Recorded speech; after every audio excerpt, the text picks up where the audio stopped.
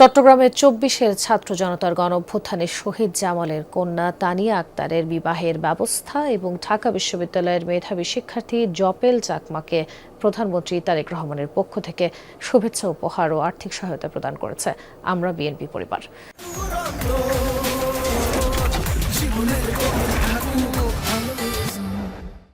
সকালে Chittagong press club মিলনায়তনে আয়োজিত এক অনুষ্ঠানে এই উপহার তুলে দেওয়া হয়। অনুষ্ঠানে প্রধান অতিথির বক্তব্যে ভূমি প্রতিমন্ত্রী ব্যারিস্টার মীর মোহাম্মদ হেলাল উদ্দিন বলেন, প্রধানমন্ত্রীর নির্দেশ অনুযায়ী মানবিক সহায়তা প্রতিটি প্রান্তে পৌঁছে দেওয়া হচ্ছে। এমনকি বন্ধের দিনও অফিস করে মন্ত্রী প্রতিমন্ত্রীদের দিয়ে জনকল্যাণমূলক কাজ করছেন প্রধানমন্ত্রী তারেক রহমান। প্রধানমন্ত্রীর অতিরিক্ত প্রেস সচিব আতিকুর রহমান রুম্মন বলেন, আগামীতেই এ ধরনের সহায়তা অব্যাহত থাকবে। সোজা পথে চলেছেন, একটা আদর্শ ধরে রেখেছেন এবং আকস্মিকভাবে সেই আদর্শকে সমুন্নত রেখে উনি বাংলাদেশিদের অধিকার আদায়ে সফল হয়েছেন। এটা তারই কিন্তু একটি ফসল বা আমি রেজাল্ট হিসেবে আমি বলতে পারি।